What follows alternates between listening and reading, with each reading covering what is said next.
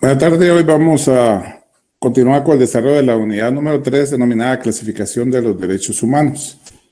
Y para el efecto, vamos a hablar de derechos de los pueblos o de solidaridad. Esto se denomina así a un conjunto de derechos de aparición reciente. Estos derechos se originaron después de la posguerra, es decir, después de que se terminó la Segunda Guerra Mundial y se fueron afianzando las distintas corrientes que propugnaban por la paz en el mundo. Y por ello estos se originan de la posguerra y son producto de acuerdos de la comunidad internacional que demanda un medio ambiente sano y libre de problemas. En ese sentido es importante mencionar que cuando se empieza a hablar de esos derechos, en nuestro país se empiezan a trabajar leyes ambientales, allá por los años 80. Se crean instituciones como el Consejo Nacional de Áreas Protegidas y así muchas entidades que venían a proteger el medio ambiente, a promover que vivamos en un ambiente sano. Sin embargo, en los últimos años nos hemos dado cuenta que en lugar de avanzar hemos retrocedido. ¿Por qué razón? Lamentablemente nuestros ríos se han contaminado demasiado. Y hace un par de años tuvimos un conflicto con Honduras, derivado que el río Motagua, que nace en Guatemala, también llega a Honduras. Y estaba llevando demasiados desechos, demasiada basura. Y Honduras se quejó ante diferentes entes internacionales, argumentando que pues Guatemala no hacía nada. Y pues empezó a trabajar con una especie de barreras, más bien dicho, para evitar que esa basura llegara. Y pues algo se ha hecho. Sin embargo, cuando uno va a lugares como Livingston, también ha habido un perjuicio al ambiente, porque también esas playas están llenas de basura, etcétera, y las municipalidades de ese sector pues no hacen lo suficiente para ello. Pues les decía que esos acuerdos son producto de la comunidad internacional que demanda un medio ambiente sano y libre de problemas. Y es así como surge en 1980, con el objeto de incentivar el progreso social y en elevar el nivel de vida de todos los pueblos. El contenido de estos derechos aún está en desarrollo y, como todos los nombrados con antelación, son producto de cambios en la historia. Se encuentran consagrados en varias disposiciones de algunas convenciones internacionales. Por ello, en Guatemala, la actual Corte Suprema de Justicia creó varios órganos jurisdiccionales especializados en ambiente. El primero de ellos fue en el departamento de Petén, ya que Petén es uno de los pulmones no solo de nuestro país, sino del planeta entero. Y había mucha contaminación, pero aparte de la contaminación, también la depredación que se da en el ambiente, puesto que había grupos que trafican drogas, etcétera, por esa región, y también cortan maderas preciosas como maderas preciosas como la caoba, el cedro y el rosul, que el rosul es una madera preciosa que se utiliza para hacer tableros de carros de lujo. Es una madera súper fina, y por ello en carros como el Jaguar, Rolls Royce, etcétera, usan esa madera para sus tableros. Por ello es que la misma es apetecida y se depreda el ambiente. Entonces, derivado de eso, asociaciones ambientalistas de Petén que cuentan con apoyo y respaldo de algunas agencias de los Estados Unidos de América, empezaron a hacer acercamientos, a tocar puertas en la corte, a efecto que se estableciera en dicho lugar un juzgado de ambiente. Entonces se estableció por primera vez un juzgado exclusivamente de ambiente y protección del patrimonio cultural. ¿Por qué razón? Porque también en Petén es donde está las mayores construcciones de los mayas.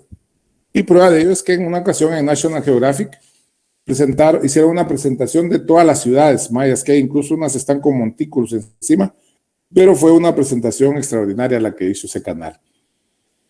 Aparte está un templo que casi nadie conoce todavía, porque también está con montículos, que se llama La Danta, que está casi que en la frontera con México. Y ese es el templo más alto de toda la cuestión maya. Entonces, como les decía, se establece ese juzgado, especializado en ambiente y protección del patrimonio cultural. Pues derivado a que el mismo tuvo éxito, se fue replicando en otros lugares del país. Posteriormente, gente ambientalista del departamento de Izabal también tocaron puertas y también se estableció ahí un juzgado especialista en ambiente y patrimonio cultural siempre. Porque también en el área de Izabal, recordemos que está el biotopo del manatí, que es una especie que está en vías de extinción y también se está tratando de proteger. Posteriormente se estableció un juzgado también especializado en ambiente en el departamento de Alta Verapaz, en la cabecera, en Cobán, ya que también toda esa serie de las verapaces hay que protegerla también porque hay muchas, están las orquídeas y otro tipo de plantas que si no las cuidamos pues se van a perder, ¿verdad? Y están así que la mayoría conocemos la monja blanca, que es nuestra flor nacional, pero el nombre científico es Alicasta esquina alba, el alba por lo blanco. Y esa es una de las tantas variedades, pero según platicado con alguien especialista en orquídeas, en Alta Verapaz hay 1,200 variedades de orquídeas. Y aparte hay 800 orquídeas enanas, le llaman ellos porque solo se pueden ver con lupa, imagínense, son 2,000 distintas variedades de orquídeas. Pues también por ello se estableció en dicho lugar. El siguiente juzgado, siempre les he dicho que cualquier duda al final, por favor.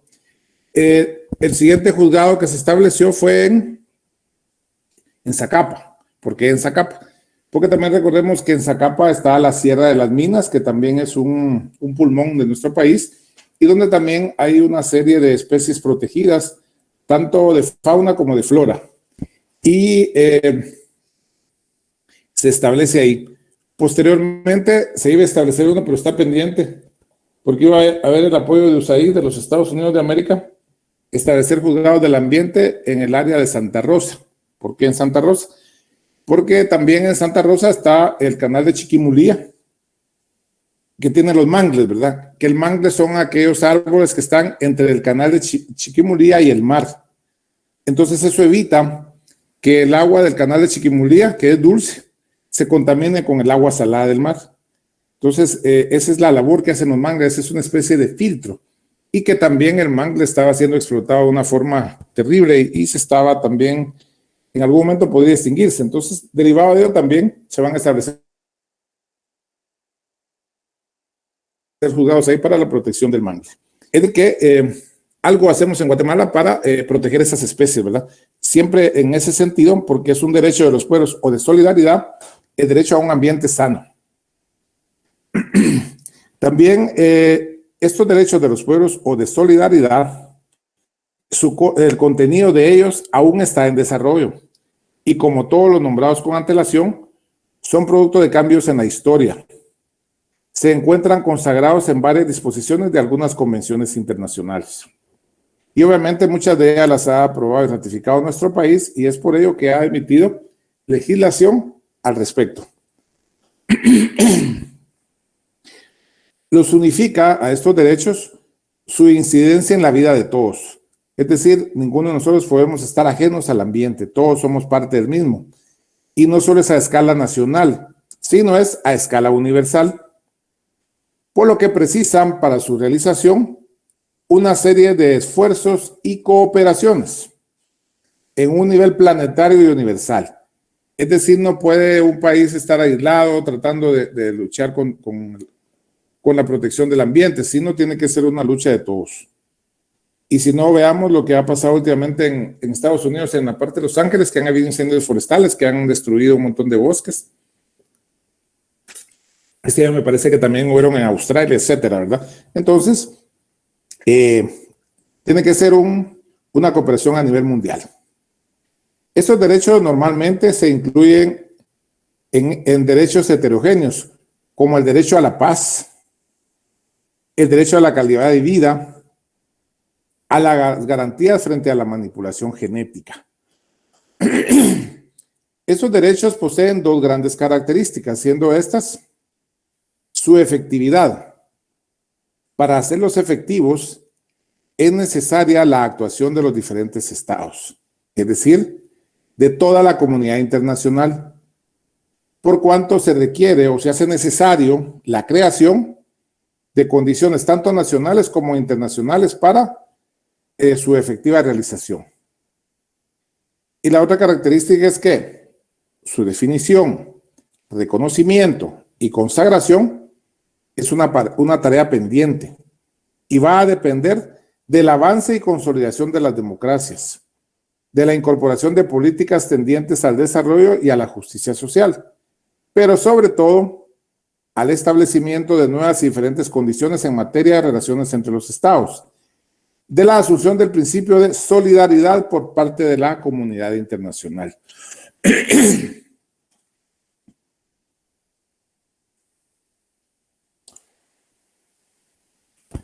Dentro de ellos tenemos el derecho al desarrollo. Y este derecho aparece contenido en la Declaración sobre el Derecho al Desarrollo de la Resolución de la Asamblea General de la ONU, identificada con el número 41/128, del 4 de diciembre del año 2001. El otro derecho es el derecho a la libre autodeterminación de los pueblos, o libre determinación de los pueblos. Esto está contenido en el artículo 1 de los pactos internacionales sobre derechos económicos, sociales y culturales, y derechos civiles y políticos de la ONU. Derecho al medio ambiente sano, contenido en la Declaración de Río sobre Medio Ambiente y Desarrollo. Derecho a la paz, contenido en la Declaración sobre el Derecho de los Pueblos a la Paz. Resolución de la Asamblea General de la ONU número 3911 del 12 de noviembre de 1984. Eso es en cuanto a los derechos de los pueblos. Luego tenemos derechos de grupos específicos o grupo en situación especial. Estos derechos lo que buscan, lo que pretenden, es hacer efectiva la igualdad de las personas, que pertenecen fundamentalmente a grupos vulnerables, que aunque se encuentran protegidos por los demás derechos, su pertenencia a un grupo social, género o edad los expone a discriminación o abusos de parte de mayorías o sectores dominantes. Se refiere a la situación concreta de determinados grupos de personas que por sus características o son discriminados o son vulnerables. Los grupos que son discriminados son los pueblos indígenas, las mujeres, las minorías étnicas o religiosas y los inmigrantes. Ellos son discriminados, ¿verdad? Y son vulnerables y niñez, personas con retos especiales, ancianos, consumidores, etc. ¿Por qué son discriminados? Pues normalmente en países como el nuestro, que hay una alta población de pueblos originarios o pueblos indígenas, son discriminados. Son discriminados de diferente forma. Sin embargo, también existe, por ejemplo, en el sector justicia, existen intérpretes, porque eso permite no violar su derecho de defensa, ni lo que establece las convenciones en derechos humanos o el Pacto Internacional de Derechos Civiles y Políticos, el cual en su articulado establece que a una persona se le debe hacer saber el motivo de su detención, por qué está siendo juzgado, por qué está siendo procesado, en el idioma que entienda. Y en nuestro país, como hay 23 idiomas mayas, hay mucha gente que no entiende nada de castellano. Entonces se hace necesario que haya un intérprete en el órgano jurisdiccional para que le vaya traduciendo qué están diciendo, qué está pasando, del que lo están acusando. Y en ese sentido, en el organismo judicial existe la Secretaría de Pueblos Indígenas, la cual tiene intérpretes de todos los idiomas mayas. Y depende de la región, pues están asignados ahí o van a determinadas audiencias, etc. Luego tenemos discriminación en cuanto a las mujeres. Derivado de esa discriminación que se ha dado con las mujeres, se han aprobado muchas leyes para protegerlas del abuso, de la violencia doméstica, etcétera, etcétera. Y también se han establecido órganos jurisdiccionales especializados en el tema de violencia contra la mujer o femicidio y violencia contra la mujer. También son discriminados minorías étnicas o religiosas. Y los inmigrantes. Ahorita vemos que el tema de la inmigración está muy candente entre Estados Unidos y lo que hoy llaman el Triángulo Norte. Pero como dijo Bukele, ni es triángulo ni estamos en el norte porque estamos al sur, ¿verdad?, de ese país. Sin embargo, han llevado a cabo algunos acuerdos para que a Guatemala hubo un acuerdo que le llamaban el tercer país seguro. Es decir, que Guatemala se comprometió a no dejar pasar a los inmigrantes hondureños. Y por eso vemos que cuando viene alguna caravana, pues son devueltos a su país. Pero también en ese sentido se está discriminando porque obviamente no es que ellos quieran migrar, pero muchas veces en estos países, derivado de la alto grado de pobreza que hay, aparte también hay amenazas, ¿verdad?, de parte de los grupos delincuenciales, pandilleros, mareros, etcétera, y eso obliga a la gente a tratar de salvar su vida emigrando. O son vulnerables, niños, la niñez, por ejemplo, todos hemos visto más de alguna vez en las esquinas niños en mendicidad, vendiendo productos, pidiendo dinero, etcétera. Y en la mayoría de casos son explotados. Son explotados y muchas veces por sus propios padres. Y en el peor de los casos son alquilados, así entre comillas, ¿verdad?, por una cantidad de dinero diaria que les dan a los padres que no trabajan, los llevan ahí personas desconocidas y los explotan todo el día, ¿verdad? Y entonces eso es lo que se trata también de combatir. Personas con retos especiales, es decir, las personas que tienen alguna incapacidad, entonces también son discriminados porque a veces no hay rampas, no hay facilidades para que estas personas se movilicen. Luego tenemos el tema de los ancianos, que también muchas veces la misma familia los discrimina porque los van a dejar algún asilo, etcétera, y se olvidan de ellos. Y los consumidores, que en países como el nuestro, si queremos un servicio, tenemos que aceptar las condiciones que en la mayoría de casos los contratos que firmamos están formados por lo que se conoce cláusulas leoninas en nuestro país, y en otros países como España y otros de la Unión Europea les denominan cláusulas abusivas. Por ejemplo, si uno quiere el servicio de Internet, solo hay dos empresas, es un duopolio, y una es peor que la otra. Si uno está con una, la otra está peor, etcétera, y al final firmamos y siempre están en contra de nosotros las especificaciones, las cláusulas. Es igual que en el tema de las tarjetas de crédito. Cuando uno llena el formulario, cuando uno firma el formulario que ya viene preestablecido, por eso se le llama contrato formulario o contrato de adhesión, porque uno únicamente se adhiere, siempre las cláusulas son en contra de uno. Y una vez es por la necesidad o por la ansiedad de tener tarjeta de crédito, ni siquiera la lee. Pero igual, aunque la leyera, si no las acepta, pues tampoco le dan el servicio. Pues la intención que voy a iniciar el proceso de especificar la aplicación de los derechos humanos a estos grupos de personas es con la idea de equipararlas con otros sectores en mejores condiciones sociales.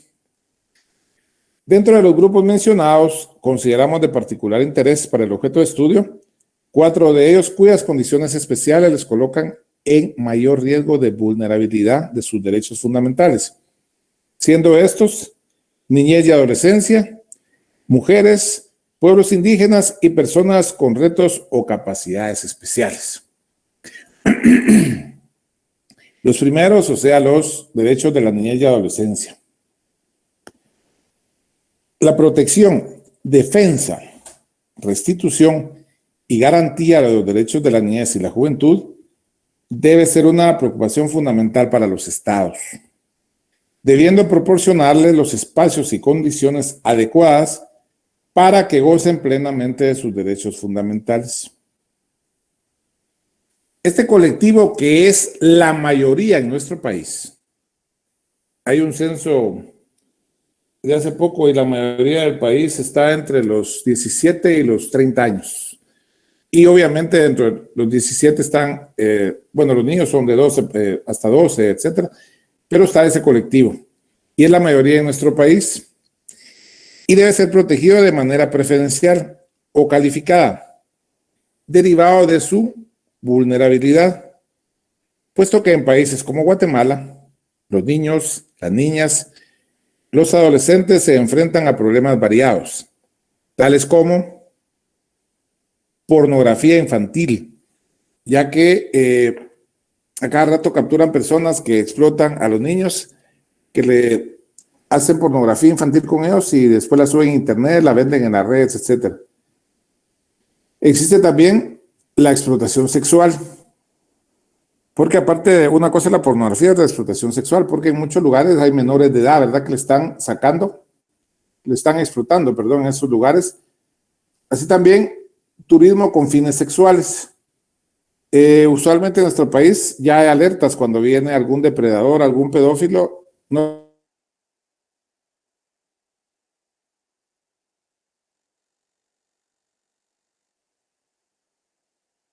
lo dejan pasar. El aeropuerto lo devuelven a su país de origen por tener sexo con menores o niños, etc. También el tráfico de niños y niñas, la explotación laboral y violencia de todo tipo. Producto del narcotráfico, la xenofobia, el racismo, la violencia intrafamiliar. La protección especial no solo involucra el marco de derechos y garantías, sino el tratamiento en el acceso a la justicia, tanto en el ámbito administrativo como el judicial. Por ello, el tratamiento de niños y adolescentes ha pasado de considerarles como objetos de tutela o estimarles como verdaderos sujetos que requieren una protección integral. Y todo ello aparece dispuesto y reconocido en instrumentos internacionales como la Declaración de los Derechos del Niño y la Convención sobre los Derechos del Niño, cuyos principios y postulados fueron determinantes para que Guatemala fuera promulgada la Ley de Protección Integral de la Niñez y Adolescencia, conocida como la Ley PINA, Decreto 27-2003 del Congreso de la República. Siendo así, que dicho instrumento nacional en su artículo 1 establece que su propósito es lograr el desarrollo integral y sostenible de la niñez y adolescencia guatemalteca, dentro de un marco democrático e irrestricto, respeto a los derechos humanos. En el referido cuerpo normativo, se desarrolla lo concerniente a derechos de la niñez y adolescencia, así como las obligaciones del Estado y de las personas encargadas del cuidado y atención de las niñas y los niños, así como de las adolescentes.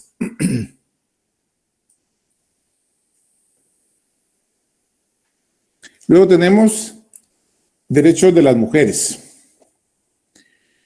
Uno de los avances más importantes que ha generado la doctrina de los derechos humanos lo observamos en la serie de esfuerzos en pro de la equidad de género y la eliminación de la discriminación contra la mujer, siendo así que se han elaborado una serie de instrumentos internacionales.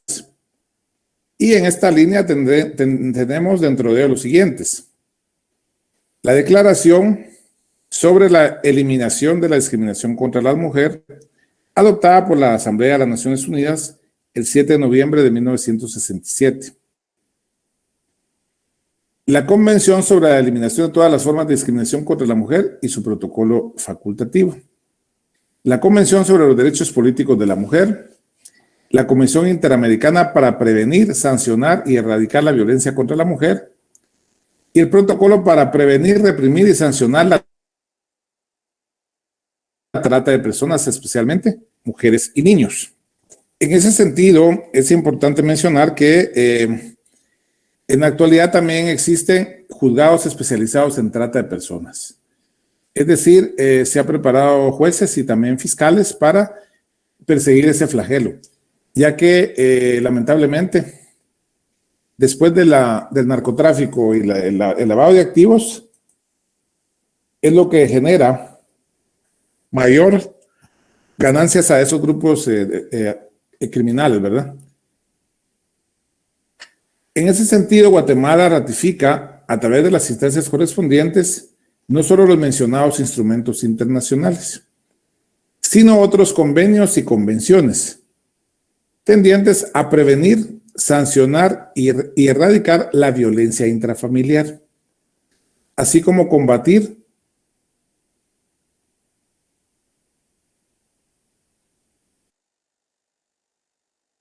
otras formas de violencia. Así fue como la Convención sobre la Eliminación de todas formas de discriminación contra la mujer fue ratificada por medio del Decreto Ley 49-82 y la Convención Interamericana para prevenir, sancionar y erradicar la violencia contra la mujer fue ratificada por medio del Decreto 69-94, así como el Protocolo para prevenir, reprimir y sancionar la trata de personas, especialmente mujeres y niños, que vino a complementar la Convención de las Naciones Unidas contra la Delincuencia Organizada Transnacional. Por ello, en el Ministerio Público hace como 2 o 3 años crearon la Fiscalía contra la Delincuencia Organizada Transnacional.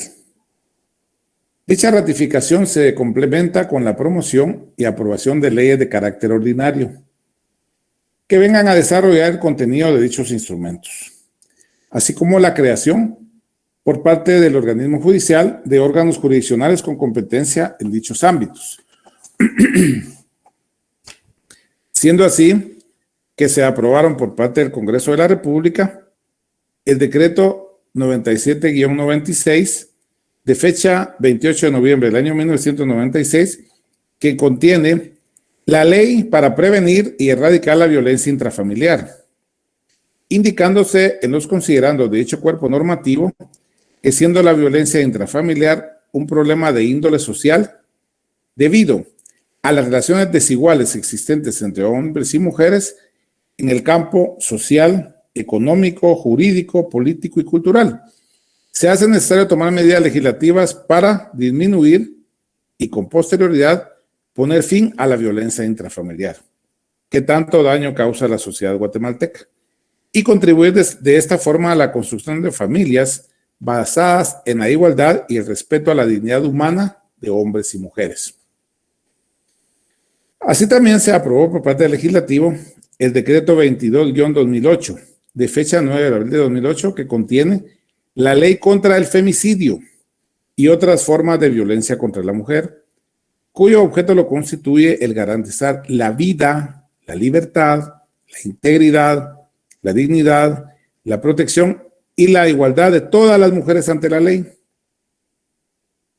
Y particularmente cuando por condición de género, en las relaciones de poder o confianza en el ámbito público o privado, quien agrede comete en contra de ellas prácticas discriminatorias de violencia física, psicológica, económica o de menosprecio a sus derechos, en tanto que su fin es promover e implementar disposiciones orientadas a la erradicación de la violencia física, psicológica, sexual, económica o cualquier tipo de coacción en contra de las mujeres, garantizándoles una vida libre de violencia.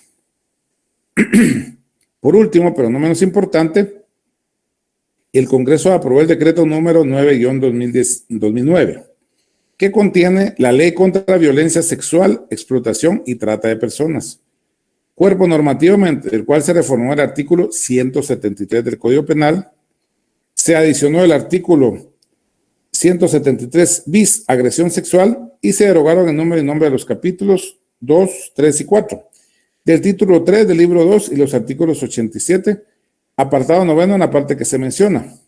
El ejercicio de la prostitución, artículos 175 al 182 y del 182 al 187, 194, 236 y 237 del decreto 1773 del Congreso de la República, Código Penal, el cual establece que es esencial combatir la trata de personas en sus diversas modalidades, entre otras, la explotación sexual, comercial, laboral, servidumbre, esclavitud, matrimonio forzado, tráfico de órganos, mendicidad o cualquier otra modalidad de explotación considerados actualmente como delitos transnacionales.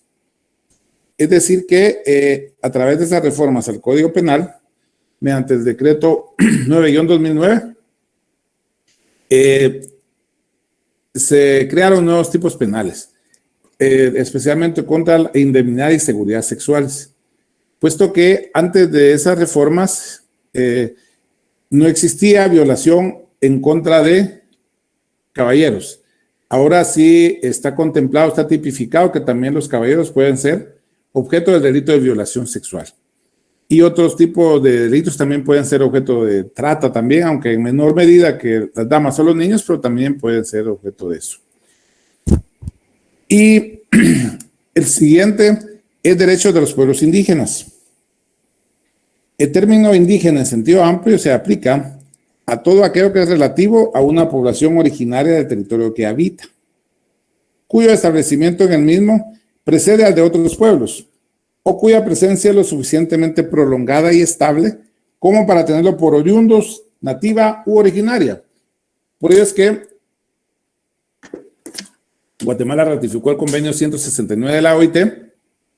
Precisamente en el mismo se reconoce tierras ancestrales de comunidades originarias.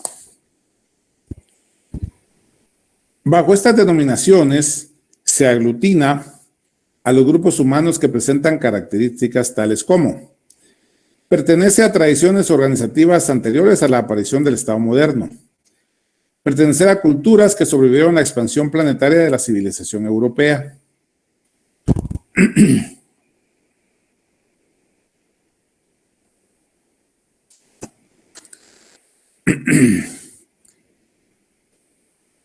el Acuerdo de Identidad y Derechos de los Pueblos Indígenas, suscrito entre el Gobierno de Guatemala y la URNG en la Ciudad de México el 31 de marzo de 1995, indica, en relación al tema de los pueblos indígenas, lo siguiente: el reconocimiento de la identidad de los pueblos indígenas es fundamental para la construcción de la unidad nacional basada en el respeto y ejercicio de los derechos políticos, culturales, económicos y espirituales de todos los guatemaltecos.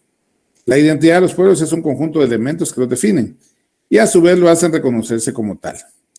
Tratándose de la identidad maya, que ha demostrado una capacidad de resistencia secular o la asimilación, son elementos fundamentales los siguientes: la descendencia directa de los antiguos mayas, idiomas que provienen de una raíz maya común, una cosmovisión que se basa en la relación armónica de todos los elementos del universo, en el que el ser humano es solo un elemento más. La tierra es la madre de la vida y el maíz es un signo sagrado, eje de su cultura. Esta cosmovisión se ha transmitido de generación en generación a través de la producción material y escrita por medio de la tradición oral, en la que la mujer ha jugado un papel determinante. Una cultura común basada en los principios y estructuras del pensamiento maya. Una filosofía, un legado de conocimientos científicos y tecnológicos. Una concepción artística y estética propia. Una memoria histórica colectiva propia.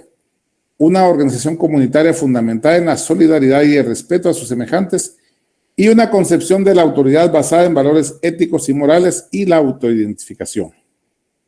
Siendo así que se reconoce la identidad del pueblo maya, así como las identidades de los pueblos garífuna y xinca, dentro de la unidad de la nación guatemalteca, y el gobierno se comprometió a promover ante el Congreso una reforma a la Constitución en ese sentido.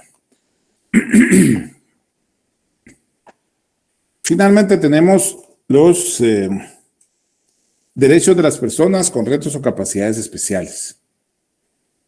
Este grupo con especial vulnerabilidad, conocido inicialmente como personas viviendo con alguna discapacidad, resulta muy ilustrativo para la comprensión de la evolución de la teoría de los derechos humanos.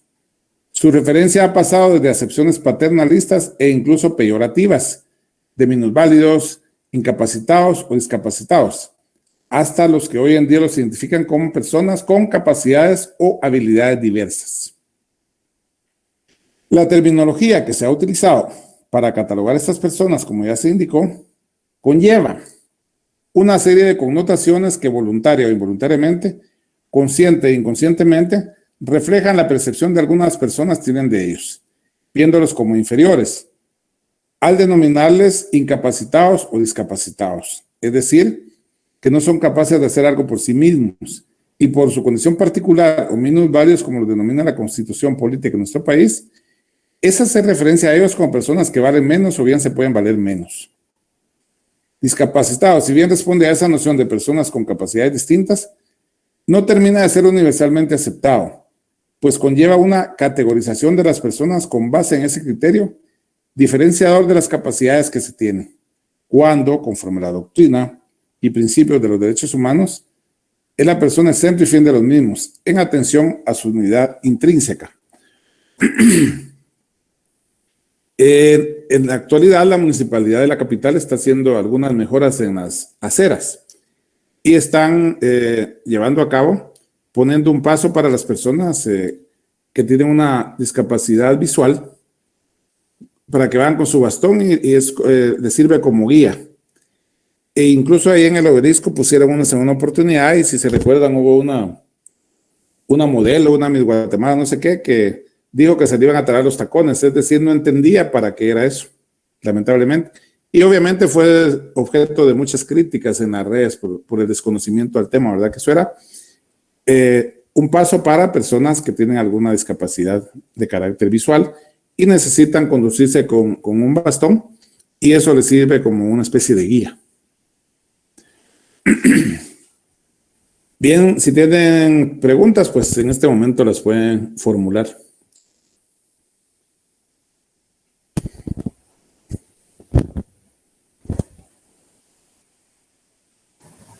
No, licenciado, muchas gracias. Muy bien, no sé si ya vieron, pero ya la otra semana empiezan los parciales, los segundos parciales. Empezamos el 5 con constitucional y conmigo les toca el viernes 7. Lick, perdone, ¿en dónde está publicado ese calendario? Fíjese que a mí me lo hizo llegar la secretaria de la coordinación, no el calendario en sí, sino me dijo el día que me tocaba que arrancábamos el 5. Me imagino que están por subirlo, ¿sí? Ah, ok, gracias. Gracias, Lick. Y para los que todavía llevan retrasada teoría del proceso, el examen es mañana a las 8 de la noche, de 8 a 8 y media. Lick, buenas noches. Buenas, dígame, William. ¿Y las notas no han subido, Lick? No las he subido, pero todos van bien, hombre. Usted no me estrese, hombre, tengo mucho que hacer, pero sí las voy a subir esta semana, le prometo. Va, está bien, Lick, muchas gracias. Bueno. Lick, buenas noches. Muy bien, entonces platicamos el viernes, que hasta lo que veamos el viernes va a ser el contenido del segundo parcial. Ok, gracias, Lick. Gracias, Lick. Gracias. Feliz noche, Lick. Buenas noches. Feliz noche. Buenas noches.